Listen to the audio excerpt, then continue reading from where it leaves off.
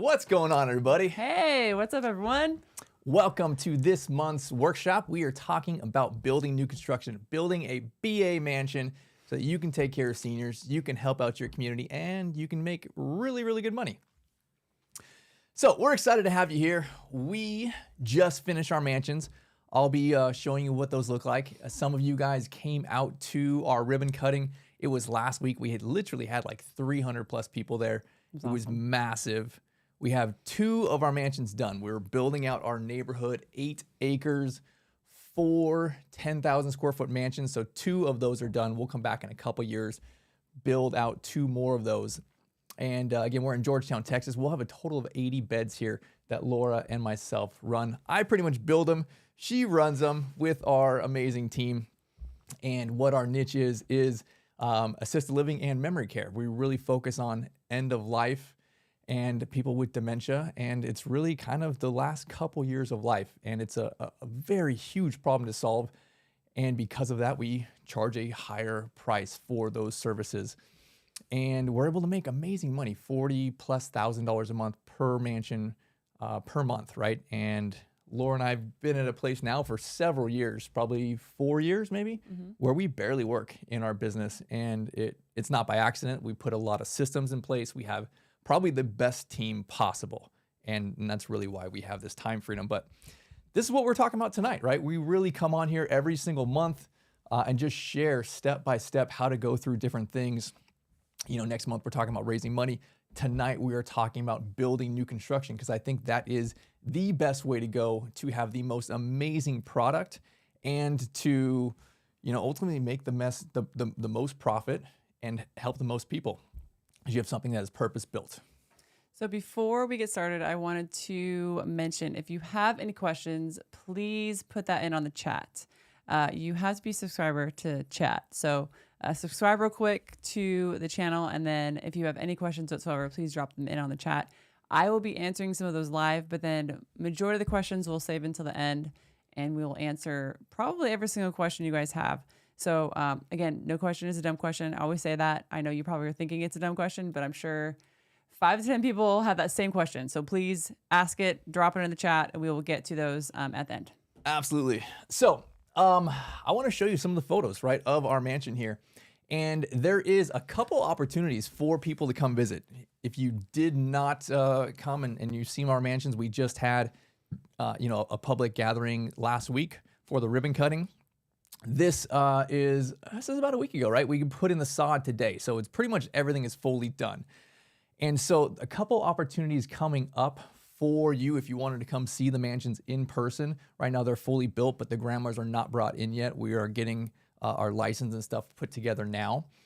We have, first and foremost, a 2-day event. We do a 2-day event where we teach you how to build these things out. And we actually go and give you a lot of the tools that we use as we partner with teams and build these mansions. So we'll literally break into small groups, and I'll share our performa, I'll share our business plan, and we'll just literally build it out for you if you have land. So this is something that we do a couple times a year. We have one coming up here pretty soon. I will throw in the link in the chat and reference it again later on the call, but that is an opportunity for you to come and spend some time with us and see these mansions in person. Another opportunity, this is kind of fun and really exciting. Next month, we are going to be doing this workshop.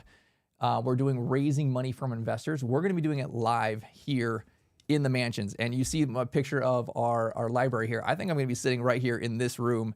And there'll be an opportunity for probably not a lot of people, but a handful of people, I don't know, maybe 8 people or so, to come be the studio audience and spend some time with us, take live questions, and spend some time with us here in the mansion. So this will be really cool. I will put out some information to you all for this. We'll probably post it in our free Facebook group, Assisted Living Mansion. If you're not on there, go on there, because we'll put out some information on there.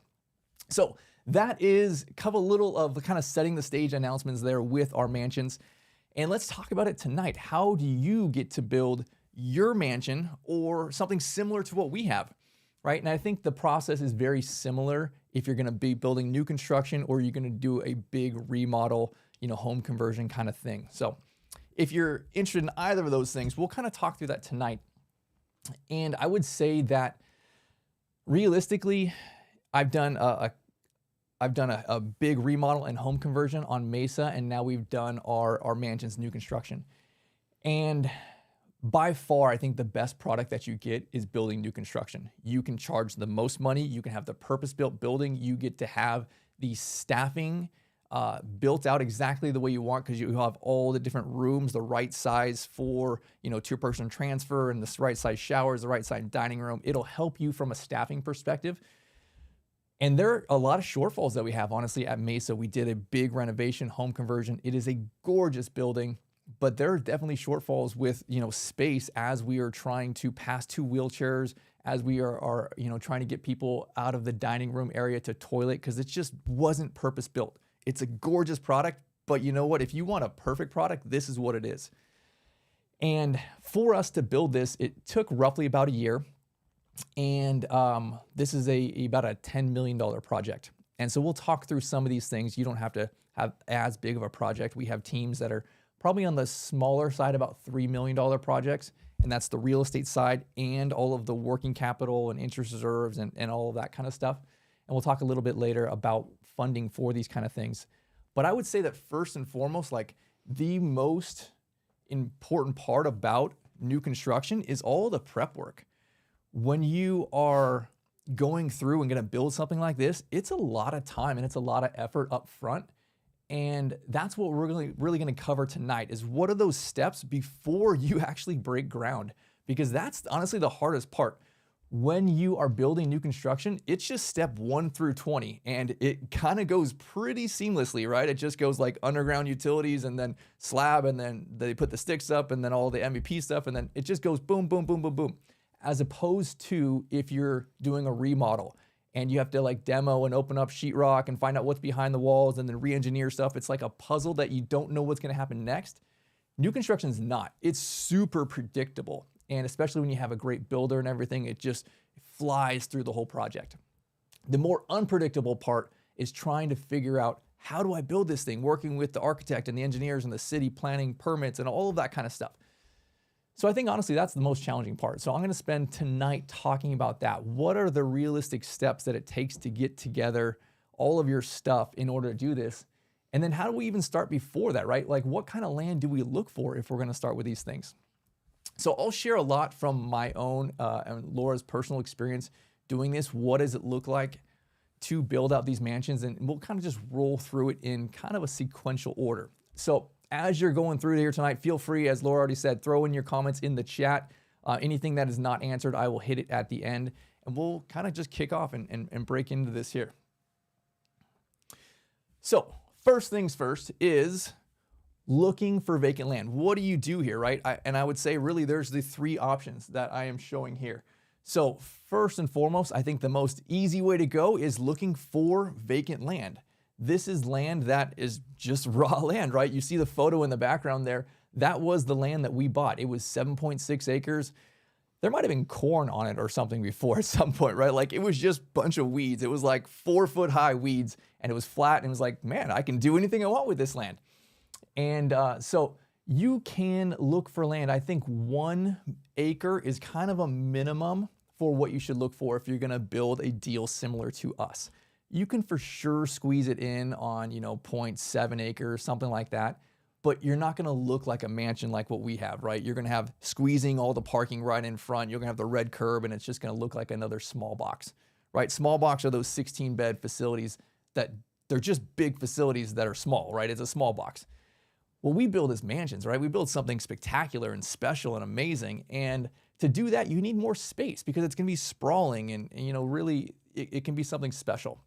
So I think 1 acre on kind of on the small end. If you had 2 to 3 acres, that would be great. You could build a mansion there. It would be amazing. If you were looking for, say, building 2 mansions, again, I'd probably say you want to look for about 3 to 4 acres. That would be an amazing piece of land there, 3 to 4 acres, and you can do some of these things. So I think that's first and foremost, right? Like the best way to go as you're looking. The biggest really challenge with this is zoning and then utilities, right? Probably utilities is the biggest challenge because you don't know, do you have enough water? Do you have fire water? All of those kind of things. We'll circle back to that a little bit later. But first and foremost, your option number 1 is looking at vacant land. Option number 2 you can actually find land. You can still find a 3-acre piece of land that has a house on it, right? You find some old ranch house, 3 acres on it. You know what you do? You just tear the dang house down. We have a team in Idaho, same kind of thing. They bought like this little old 800 square foot house, just tore it down, building a mansion right there. You could do that. There is plenty of opportunities where you might find 10 acres and it's got a house over to the side and you got a few more acres over here. We have another team, again, that's doing the same kind of thing where there is an existing house, but there's plenty of space to build several mansions around it. You can leave that house there, right? You could rent it out. It could just be something you have for, staffing or storage or whatever you want to do, right? There are multiple options here. So actually, as I'm going through and doing this myself and helping our teams go through and look at land, I'll create 3 different searches, right? I'll use Zillow or Crexi or whatever, right? And create all those little search engines and then get those, daily emails. So I'll get one for vacant land. I'll get one for, single family residence. And then I'll do a 3rd one and I'll look for mobile homes.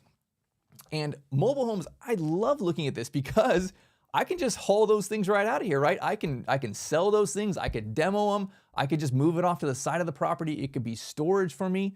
But a lot of times if you find a mobile home, man, sometimes it's cheaper to buy 3 acres with a mobile home on it than it is to buy 3 acres by itself, right? Because people have this like idea, oh, it's a mobile home, it's less valuable, as opposed to here's 3 acres that's vacant and the sky's the limit. You can do anything you want and they'll charge extra for it. So honestly, a lot of times I'll find stuff for like 8 to 10% cheaper when it has a mobile home, and we just move the mobile home off to the side. The other huge advantage is it usually has a water ran to it, right? Hopefully you have potable water that's there, sometimes maybe even sewer kind of connections that are there. So you might get a score on the utilities. So that's first and foremost, right? I would look for that. You can use residential things to look for, Zillow and Realtor.com and all those kind of things. I also will use LoopNet and Crexi, those kind of things. You just got to go and talk to the city about what the proper zoning is. So that kind of leads me into my next slide here, talking about due diligence. And first and foremost, I would say zoning is the biggest thing to check on there. So as we're talking to city, and I like to go and say, hey, you know what? Hey, people at the city, I'll talk to the planning department. I got, these pieces of land here that are for sale. I always want to bring some kind of example property. And I'll go and I'll say, hey, I got this piece of land right here, right? What is the zoning that I can do? If I'm going to build an assisted living, right? What kind of box do you put me in? Do you put me in a commercial box, a residential box? Is there a kind of a gray area with a room and board kind of thing? And I like to be totally upfront and clear and not BS them and say, here's what I want to build, right? And then usually I'm asking, first and foremost, what box will you put me in as an assisted living? Because the city, they're very black and white. You're either here or you're here, right? And most times I would say like at least 95+% of the time, you cannot do residential zoning if you're going to build something like this. If you're going to do a dinky little 6-bed, yeah, you can do that. But almost every city is not going to let you build this purpose-built 16-bed that's 10,000 square feet. So I like to ask, okay, what can I do it in? And usually they always say, oh, okay, well, you can do it in commercial, right? You can do it in like C1. And some cities will say, okay, well, you can do it in mixed use or you can do it in R4. I want to know what are the list of options that I can do for zoning that are applicable for this? That's my first question. My second question is, what are the other zoning types that are not applicable, but if I jump through a couple hoops, I can do as well? For example, we bought our land, our 7.6 acres. It was agriculture land. That's how it was zoned. And it was no big deal. A couple hoops to go through to move it from agricultural to what the city considers me as commercial. And so you can do that kind of stuff. Like, what are the hoops, right? Do I have to get a special use permit, a variance, those kind of things? Just be careful you don't have like some crazy vote where you have to send out letters to the neighbors and they have to go to city council meeting and they can vote on those kind of things. Because usually they show up kind of mad at you like, oh, you're going to build a big nasty facility, and they don't like that kind of stuff. So I like to go talk to planning and zoning. I think that's really my first step. I think it's the most important. And that's usually in like the city hall or something like that. And then the next window over is the building department. I want to go talk to the building department and I want to ask them, hey, you know what? Here's what I want to do. What do permits look like? What kind of permits will I have to do? Sometimes, right, we've bought land outside of the city limits and you'll just be in the county or some kind of in-between area. And I mean, literally we have teams where there's almost no permits, right? Like you don't got to do anything. There's no certificate of occupancy. There's nothing, right? Like you're just outside of the city limits and there's really no regulations. And so those can be huge advantages. So I like to go and ask, okay, well, what are the permits looking like here? Because there are some cities that are very reasonable and normal with their permits, and there's some cities that are just aggressively ridiculous, stupid, like you just should not do any deals in those cities. I've seen cities ask for all sorts of like EV requirements and solar roofs and like charging places for like electric cars. And I'm like, these grandmas don't drive, right? They're like 95 years old with dementia. They don't need a place for their vehicle. Didn't matter. It's in the city code, right? Like I have to spend this money and put it in. So I would just think you should check on all these things kind of before you go and fall super in love with a piece of land. The next thing I think is probably really, really important. I would say probably the second most important thing after zoning is the fire marshal. If you're going to build something like this, you're going to need sprinklers, right? We're not talking about converting a little 6-bed here. We're talking about building some purpose-built 10,000 square feet. You might, fall into I2 category or R4. And if you don't know what that means, it's fine. That's not important right now. But there's a lot of different code that you have to ask on these things. And so you'll probably need fire suppression, right? You'll need sprinklers. And really important question to ask, right? Do you consider me residential or commercial? Do I need a commercial fire suppression system, or do I need a residential one? Residential one is no big deal. That's an FPA 13D or R. If you get into the commercial system, a full 13, man, it's a steel system. It's the whole attic, it's the building. The amount of pressure and volume of water is substantial. You may not have the water volume or pressure to do it. So that's a really, really big kind of deal to check there. Same with fire engine parking, right? A lot of times you'll have these roads and, like I've looked at deals where people are trying to buy this. It's in a cul-de-sac. The fire truck can get in.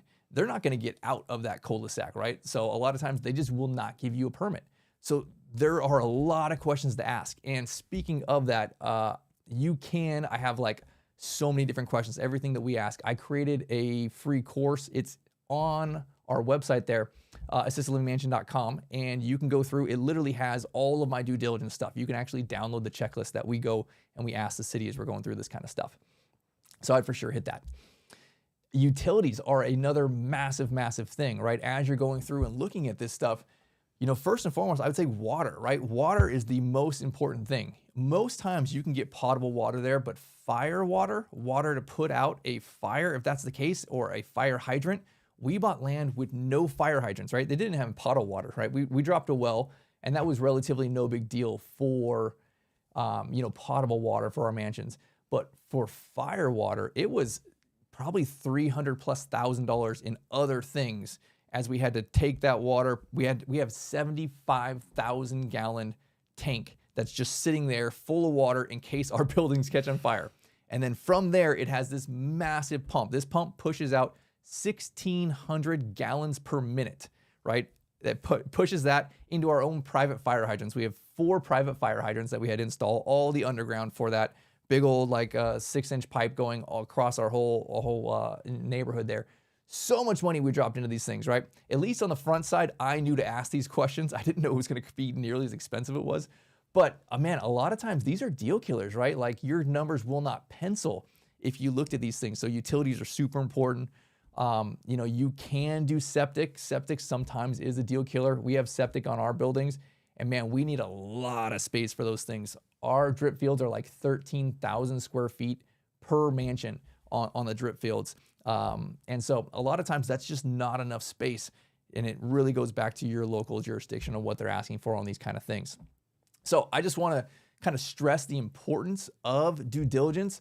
Due diligence is super, super important. You can buy a piece of property and then just lose your butt on it if you've not gone through all of these things. So I would for sure download our checklist and go through that there, because I've already lost money on 3 different deals, and going through the school of hard knocks, and I'd rather no one else go through the same school of hard knocks. And at least I can make it easier for you as you're doing these things here. So due diligence, and then we get to a place where we want to make an offer, right? We're kind of going down 2 paths simultaneously, so to speak. We're looking at our land. Does our land make sense? And then we're looking at our numbers. Do our numbers make sense? And for me and Laura, we went through SBA, and I really love SBA for this kind of stuff. But even before you get to your SBA loan, you got to make this offer on a piece of property. And I would say there's really two paths to go through as you're looking to make an offer. Do you buy the land? And I would consider that like a takedown loan, right? You buy the land, you either buy it in cash, you use investor money for it, you get hard money for it, you go to your local bank and you put 20% down on the land, but you own the dirt, right?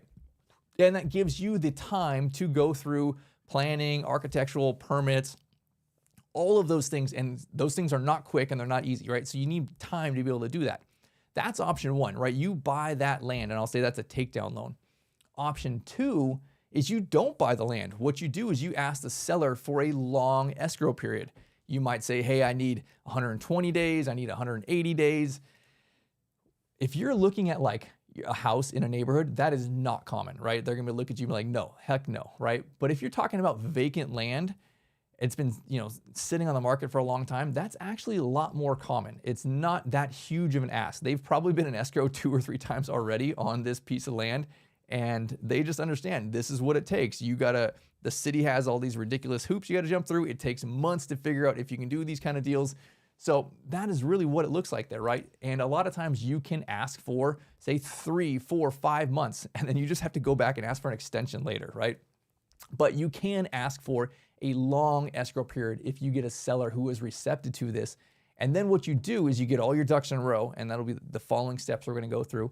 And then you buy the land at the same time you do your loan, right? And I'm a big fan of SBA. So you could say, hey, you know what? I'm having this long escrow period, getting all my ducks in a row, and then I'm gonna close and buy the land with my SBA loan that also funds all of my construction. It's just one loan. Take down the land, and you have your construction, all of that kind of stuff that goes into it.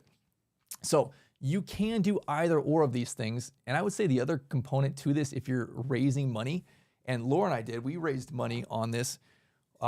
We raised like 1.4 million on this deal. Didn't use really any of our own capital on this. And you can bring in investors on the front side, right? You can literally bring in an investor on the front side and say, hey, you know what? I want you to buy the land cash. Or you can buy the land cash. You can go through architect and engineer and all of that kind of stuff through your permits, get pretty shovel ready, and then bring an investor in at that point, right? So I would say there's pros and cons on that. But if you bring an investor earlier, there's more risk because there's less certainty of what the deal and the numbers are going to look like. And so usually you give away a little more. But if you can buy the land and you can use the money that you have in order to go through architect and engineer and all of those kind of things, then it puts you in a way better position to negotiate with potential investors and give away less equity. So I wanted to add just exactly what Bert was saying right there. I think a lot of people, I probably could just like feel it through with YouTube that you're like, this is way too much money. I can't do this. Like, this is way too much stuff. I can't do this. And so I wanted to reiterate exactly what he just said, that we did not use any of our own money. And so I want that to be crystal clear for y'all that anybody can do this. It's not easy. The road is pretty difficult. There are a lot of things you're going to come across that you're going to stumble, and people are going to say no to you. And there's all these things that you have to just overcome. But money should not be that one thing that should stop you from doing this. And so again, if you do not have the money, that's okay, because there are plenty of people out there who have a ton of money and need to invest it into something. And when you tell them about assisted living mansion, they're going to be like, what is that? It sounds really cool. Okay, cool. You're helping your community. I want to be a part of it. So don't let that be something that holds you back from doing this, because other people want to invest in this. So let's talk about the steps you got to do, right? You found this piece of land. You either bought it or now you have it under contract for a long escrow. And really between that time period and the funding table, there's really 4 things that I always say are your steps. All right, that's your plans, that's your permits, that is a hard bid from a builder, and that is your appraisal. So that's what we're going to be talking about. These are the things that you have to get all your ducks in a row. And sometimes getting your ducks in a row, I've seen teams do it in like 90 days, and that's super quick. But we have partners that have gone through it in 90 days. I've seen teams take over a year. I mean, we took almost a year to go through these things because the city was being ridiculous. So there's no like, for sure it's going to get done in this amount of time. That's why we went and bought the land first. So we had the land under possession. We could have delays with the city and those kind of things. Otherwise, you're just hoping that the seller is going to give you an extension if that is the case. And of our teams that are going through and building now, I would say actually it's pretty 50-50. Half of our teams are finding sellers that are willing to let them have a long escrow period, or at least a medium-sized escrow period, and then at the end of it, they have to extend because they want to get the land sold as there's more delays. And so I do think that both options are pretty realistic. But let's talk through kind of these steps, right? What does it look like? And I would say the first thing you want to do is start with an architect. And so for your architect, really they're doing everything that is going into your plans. They have to create what is your building going to look like. Those things have to be done first before it can go to the next set of peeps. And so really you start with your two-dimensional floor plan, right? Here is my mansion. Ours is 10,000 square feet. It has 16 private rooms, private baths. We have the salon, we have the great room, we have the kitchen, all of those things, right? Making it two-dimensional. You go back and forth with them. Hey, I want these bigger. I want to make sure our closets are like this. I want, my great room to be this size. All of those kind of things. That's where you start.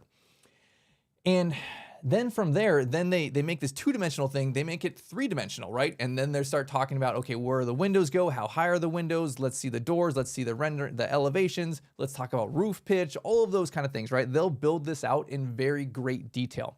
And it's a lot of back and forth. It actually takes months. And a lot of times an architect, they'll have like these cookie cutter plans they'll offer you. Like, oh, hey, here, we've done this. You can go online and buy those for, a few grand. They're crap. They're dog crap. Like, you want to build something special, right? You want to build a mansion, and it's something that is something really special because we are stealing almost all of our grandmas from the big smelly facilities. They are coming from these small boxes, from these other places. They don't want to be in those places, right? If you can have the most gorgeous building and the best care, man, that's how you get this massive wait list. You can charge the most in your market, and you get to hire the best people because you can afford them, and then you get the time freedom, right? This is why Laura and myself, we have all the time we want with our kids. We can take these big trips and vacations because we have the best people. We have the best people because we can afford the best people, right? We can afford the best people because we have really high rents because we have a gorgeous building and therefore an awesome reputation. So I wouldn't go and just get this off the shelf kind of stuff. You can get that stuff anywhere. It looks like crap. That's my opinion, but anyways. Okay, architect. They have to start there first, right? The architect will build everything out, and then before your builder can just go build it, right? They have to know, well, what are the load bearings, right? Is this a 2x4? Is this a 2x6? Is this, a header? Where are these kind of beams? So the architect will pass it over to the structural engineer. The structural engineer is another person that you may contract with separately, or your architect may just sub this out or have someone on their team, and they may just give you one price for kind of the whole thing. And as far as price, like we've seen teams probably on the low side about 50,000, and then plenty of teams get quote, or we review plenty of these numbers like well over 100,000. And I would say probably 70, 75 is a fair competitive price for architect, civil engineer, structural engineer, MEP, all of that kind of stuff. And those things, they do roll into your loan, right? You have to spend some of that money up front, but it does become part of your loan, and you get that to go into the down payment. So from architect into your structural engineer, right? They're gonna look at your foundation, they're gonna look at your roof truss system, they're gonna look at all of your sticks and say, okay, here's what these sticks are gonna be, here's where everything's gonna go, here's where all the ties and joists and all those things are gonna be. This is what your builder needs to see in order to get the bid from the framer and the roof company, right? So it's not really something you can be like, oh, just I have an architect, right? That's it.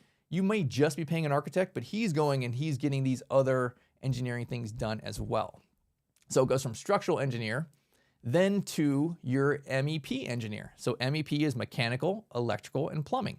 Somebody's got to figure all of this kind of stuff up. You figure this out. You can't just like run your outlets and your Romex and everything and just put in an HVAC system and hope it's enough, right? Like there's actually math to this, especially as you're talking about, your panel size and all of your equipment, like your water heaters and all these things. There's a lot of stuff that goes into that.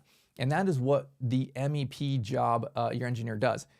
And so they'll go and they'll look at your architectural plans. They'll see, okay, here's where everything is. I'm gonna do this type of heating system. I'm gonna do this kind of, I'm putting my electrical panels here. They're going to want a list of all your lights and appliances and all that kind of stuff. And they'll look at all the load and they'll say, okay, we need, at our mansions, we have 600 amp panels. And then it goes and it powers everything that we need. Same with your plumbing plan, right? Like how we come in from a 2-inch line to an 1.5 inches to a 1 inch, and then we split into 3/4, and they're going to draw all of these kind of things out across your whole building so that your plumber, your HVAC guy, they can look at these things in very great detail and know, okay, well, I need this many feet of line and this much of this, and I need this exact system, right? They will spec out, here is the serial number for the HVAC system that I want you to have, right?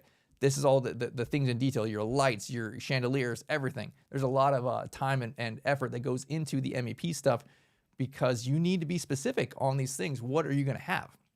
So MEP is there. And then the next thing is your civil engineer. Your civil engineer is the one who takes your building that your architect did and they stick it on your dirt, right? So they need to know like the survey of the land. How is everything going to sit? Right, where is your mansion going to sit? Where is all the parking going to go? Where's the drainage going to go? Like your fire road, your landscaping plan. If you have to bring in power lines, like we had to bring in all sorts of utilities and everything underground. They got to do all the calcs on that. They got to do all the drainage on that. When it rains and like your yard doesn't flood, that's because a civil engineer went and did literally like a drainage plan, and your thing slopes just perfectly, and it all drains out to the road and then out to, the city sewer. Somebody has to do all of that work, right? That's what the civil engineer does. They'll have to do all of these kind of things, sometimes even like traffic studies and just kind of things that the city wants to know, and just, they throw in these random things to charge you extra fees. So civil engineer kind of work, I think ours was about 25 grand or so for our civil engineer, just to kind of throw out some kind of prices for you all. So those are really kind of the ducks you got to get in a row first, right? The architect, the engineering stuff, the civil engineer. You may hire and contract those people separately, or it may just be one, architect that will go and they have them in-house, or they sub it out and they pay those people directly. So now you have all of your plans, right? That's your plan set. Then the next thing you need to do is go and get permits. So plan set, again, can take months. Permits also could take months. And so as you're going to do this, it may be you as the owner who's pulling permits. It may be the architect who's pulling permits. It may be the builder, if you have one lined up yet, that's doing permits. And really, you're going to have to go through the planning and zoning side on this. There's their own permits for that, especially if you're going to be building something like this, right? It's not usually something that they can just pass, right? They want to look at your site plan. Where is everything going to go? They may have to have like a city council meeting or a vote or those kind of things, right? So you have to get planning permits, and then you have to get building permits, and then probably fire permits, right? All three of those things separately. And again, your architect, your builder may do all those kind of things, but they want to see all of these different things, including on the fire stuff, right? You'll have fire sprinkler permits, you'll have fire alarm permits, you'll have a fire suppression hood permit, all the different things there, and then egress and all of those kind of things. And that's not even counting the state's licensure kind of stuff, complying with the state licensure, because every state will have specific building codes that they want to see in your building and kind of ratios for space and all that kind of stuff. So after you have all your plans, then you get your permits. All right, then from permits is you get your builder. And you may have your builder already, right? You may have already lined them out. You could honestly wait till all the way right now when you have permits done and go and get your builder. You should probably do it kind of simultaneously, because we interviewed, no joke, probably like at least 12 builders. And in order for us to interview 12 builders, we probably reached out to 25 plus builders. And again, like everyone's busy, or at least our project was kind of a big project. And there was a lot of site work. A lot of builders they didn't have the experience for it, right? They were more cookie cutter, like I'm gonna build this building and I'm not doing all of this underground utilities and all that kind of stuff. So it intimidated a lot of people. So we had to go and talk to a lot of different people. And I would consider it kind of like a funnel, right? Like you're gonna start with a bunch, and then you're gonna get, people who respond. Probably only like a third of the people we reached out to responded. So out of that, I think we had probably like 4 to 6 kind of loose bids. And when I say loose bids, I mean like they're gonna look at your plans and they're gonna spend like maybe an hour on it, and they're gonna say, okay, well, I can do this for, $300, $350 a square foot, right? And they'll just throw out a random number. It's literally a random number.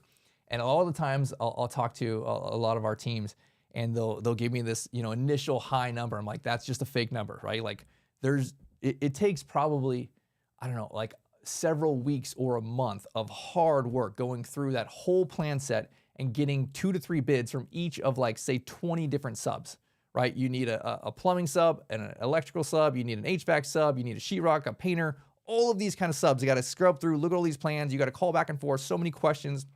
We had a bunch of different meetings back and forth so that multiple builders, as we're kind of interviewing this, know exactly what's going on. And ultimately you go from, okay, well, I got these 4 people who gave me this round number.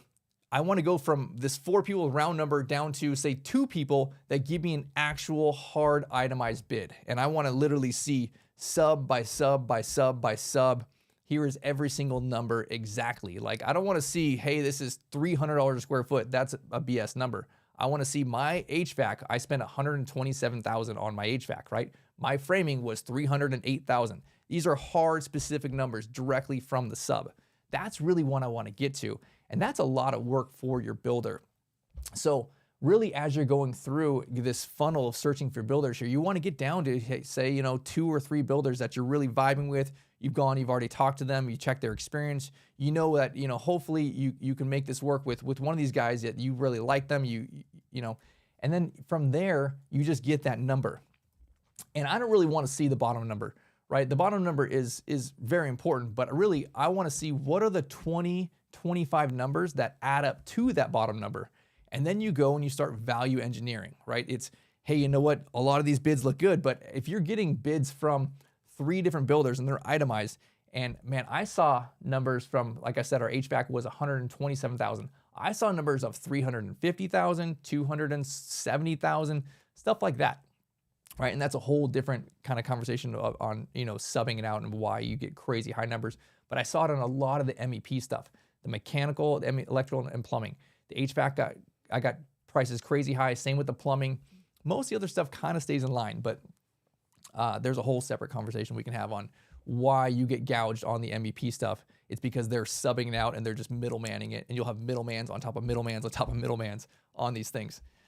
So ultimately, that's what you're looking for. You're trying to find one good builder, and then for us, we went and we submitted that builder stuff to our bank. Like, we literally connected them together. They sent all of their taxes, they sent their bank statements, they sent their experience. It's not necessarily me as the owner who should be going checking their bank statements and all of that kind of stuff, make sure they're not about to go bankrupt, but the bank sure does want to do it, right? And I think that's super, super important.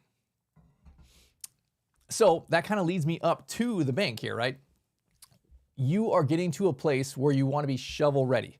So now you have really 3 of these 4 things. You have your plan set done. You have your permits done. You have a hard bid from a builder. The 4th thing you now need is your appraisal. So you say, hey, bank, right? We got these 3 things done. You submit it to them. They're like, hey, you know what? That's looking great. We are ready to order our appraisal. And I want to say our appraisal cost was like $7,000 or so. Then we had it back within, say, 2 or 3 weeks. So we got our appraisal back. It came back amazing. Each of our mansions came back at 6.1 million, 5.1 million on the real estate, 1 million on the future business. So that's how they do it. They'll say, when your building is done and stabilized, this is the value of your future, project there. And so we're building at like almost 50% of value there. So the bank, they'll go through, and this is why I really like SBA, because they will lend you not only the money for the land, right? They'll lend you the money for the construction. They'll lend you the monthly payments for like 12 months as you're building, right? So all the interest payments. They'll lend you the monthly payments for the next 6 months after that as you are going through licensure and filling up your beds with grandmas. They'll lend you money for reserves, for working capital, for pre-opening salaries, for all of your furniture and equipment. Man, Laura went to town and spent a whole bunch of money on some gorgeous furniture and all sorts of stuff. It's BA. And it was expensive. And the bank funded all of that kind of stuff. So it really puts you in a space with SBA where you really just need 10, 15, 20% down of not just the building construction, but of everything, even working capital, safety net money, all of that kind of stuff.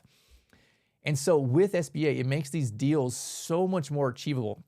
Laura was talking about being able to get investors, right? If you only need, say you're going to do a $3.5 million deal, that might only be $350,000.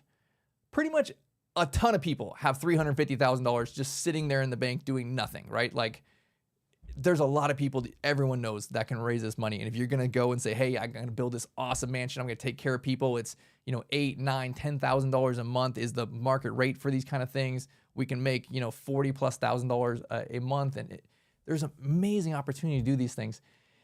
And so with SBA, it's very much in reach. That's why I love it, because a lot of our teams are people that are not crazy millionaires. They don't have they're just normal people, right? And normal people who have good W-2 income, who have good credit, who have a heart and some kind of experience on this, can raise money from investors and do these awesome deals. And it's because of SBA. It's something I'm a huge fan of. So bank loan, that's what it looks like there. You get those 4 things in a row, and then really they give you a loan commitment back, and it was about 6 weeks from there, from here's everything fully done to going through all the paperwork. Paperwork is a little bit frustrating, but it's not horrible. As long as you have all your ducks in a row, you just fill everything out, and the banks, it's okay. 6 weeks from there, and then boom, you sign loan docs, and now you start. And they literally, you get the green light, the builder starts going, and then the bank is just sending a monthly draw on all of the construction stuff. So that's kind of what it looks like there, right? You just kick off with construction. Construction roughly takes 9 to 12 months, depending on the size of your project. The actual building itself, not that difficult to build. Doesn't take a ton of time, because it's really just a really big house with a fire suppression system.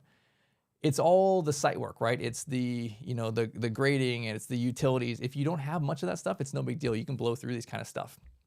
And then that really just sets you up to get all of your operations company stuff together, all of your marketing stuff together. Laura hit the town. She became the talk of the town here in Georgetown over the last 5 or so years, knowing everyone in the city. And she just spent that time going and building relationships, touring through our mansions, even as they're under construction, just literally sticks up there. And we're walking people through, the doctors, the home health nurses, the hospice people, all those people, building our brand and reputation, saying, hey, we have this new neighborhood coming up over here, right? It's going to be ready in 6 months, but we're going to be ready to take some grandmas here, at the end of the year. So really, that's what it looks like, right? You get all of that kind of marketing stuff together. You get all of your licensure stuff together. You start getting your policies and procedures, your paperwork. And probably maybe 2 months or so before you're ready to open, you hire your manager. You bring that person on, and you start training your team, and you start hiring up a couple weeks before that. And that's really what the whole process looks like there, right? I skipped through construction pretty quickly, because there's honestly not a lot of stuff there that's hard work on your side. That's the builder's job. They're going to have a crew there. They're going to have teams there doing all of that kind of stuff. The hard work is on the front side. All of that stuff that I said, your 4 things you got to get prior to funding, that's really on you as the owner. Once you get through that, then man, it's kind of the fun stuff. We're there every day when we were going through construction, just taking photos and posting. It was just so cool. It was fun, right? So this is really what the journey looks like. And I would say to most people, I think most people can do this kind of deal. You don't have to have crazy amounts of money in the bank. Like Laura said, right? We did not use any of our own capital in this, and we have the most gorgeous BA mansions, and we're going to help so many people. So that's kind of what it looks like. I would encourage people to dive into this. And, even if you're coming up short on your financials, those kind of things, just partner with people, right? I think there's kind of 3 avatars, so to speak, that you could have to do this deal, right? You could be, say, the business person, or maybe the real estate guy, right? You could be the second person is maybe the medical person, the nurse kind of avatar, the doctor. And the third person is the money person, right? You can be any of those 3 and get together with somebody and help you and put your team together. You don't have to have all these things together. Most of our teams don't have everything, right? Half of them are raising money from investors. Half of them are teaming up with someone else because they just don't have all the experience, right? And nobody does. That's why you do one big, massive deal, and there's plenty of cash flow for everybody. So that's what that looks like there. Anything you want to add to this? No, I think what I said earlier was super important. Just knowing that even if you're just an individual who just has a heart for people, or you are maybe in the industry of, maybe you work at a hospital, or maybe you're a nurse. We have a lot of people who we work with that are hospice nurses who want to start one of these. And so they have the experience, right? But maybe they don't have the money backing them. And so if you are on this call and that is you, just know that you can do this. Again, I always say that it's not easy, but I think that anything in life worth doing is not easy. And so what's great about ALM, which is Assisted Living Mansion, is we have a team of experts who can help you through the whole process. And so if that's something that you're interested in, again, click on that link that's in the chat. But I did want to talk about what we're doing next month. Next month. I think this is going to be super cool. It's going to be cool. So we are having this workshop live in the mansions, and it is going to be July 10th. So we're going to be streaming it live on YouTube, just like this on my channel here. But we will have an opportunity. We're going to post it in our group, which is this group right here, Assisted Living Mansion. This is our free Facebook group. We will post a way to reach out to us and connect. We'll probably just pick a few people, and don't get your feelings hurt. We can only have a few people in there, right? We're going to do this live. So if you're close and you're local, you can reach out to us. We'll put some links out there for that kind of stuff. But I think that's going to be super fun and exciting. That's next month. Yeah, it's going to be super cool. I think if you haven't seen the inside of it yet, it's a different experience being inside of it. It is something special. And so if you're local and you're interested in that, hit us up on the Facebook group. Mm-hmm. And we also, on our website, Assisted Living Mansion, we have a free foundations training. This is, how many courses are on this thing? There's 3. We'll have 4 here soon. Yeah, 3 courses that just deep dive into pretty much everything you need to know to get started within building your own assisted living mansion. And it's everything that we wish we would have known coming into this. I think a lot of the stuff that we did in the beginning, we kind of fumbled and stumbled through. And I think that if we would have had this information, it would have been a little bit easier ride. And so this is all the stuff that we wish that we would have known. And so we're sharing it with you. So please be sure to check that out on our website. And then also we have a couple podcasts. If you haven't heard, Brett has his own. It's Assisted Living Investing. So check that out. And then Brett and I also have a podcast that we do together. It's called The Donk and the Bee. We talk all things marriage, entrepreneurship, and finances. So you get to see kind of a personal side of us. But yeah, we kind of bear it all on that podcast. So check that out as well. Yep.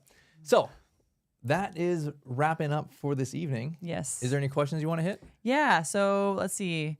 Let me go through here. The first question, let's see. What was the most difficult part of the building phase? Any advice you can provide future mansion builders? In the building phase. So like actually in construction, not pre-building? Correct. Let's see. Man, I think fire stuff is difficult. We met with the fire marshal again this morning because our buildings are built, and all of a sudden he's like, hey, by the way, like I know we stamped your plans and everything looks good, but we need this over here. We need an extra fire hydrant. It's like, what, bro? You want me to trench across the property, put in a line, and then pop up a new fire hydrant for you? They're like, yep, that's what we need. It's like, oh my gosh. So fire stuff, fire people, fire contractors are dishonest and crappy people regardless. I've never found or heard of any company that's awesome. Don't ask me for a recommendation for fire people, but those are probably the biggest challenge. Kind of a follow-up question on that. Sean asked, the fire stuff you're building, was this a city or county issue? This was city issue. We are outside of the city limits, but nonetheless, the fire truck that shows up to our property is the city fire truck because the county pays them. And so we have to pull permits with the city fire marshal. And man, they threw the book at us. We have aggressive fire requirements. Sean also mentioned he's north of Houston, and he said the builders here are awful. So what advice would you give to him?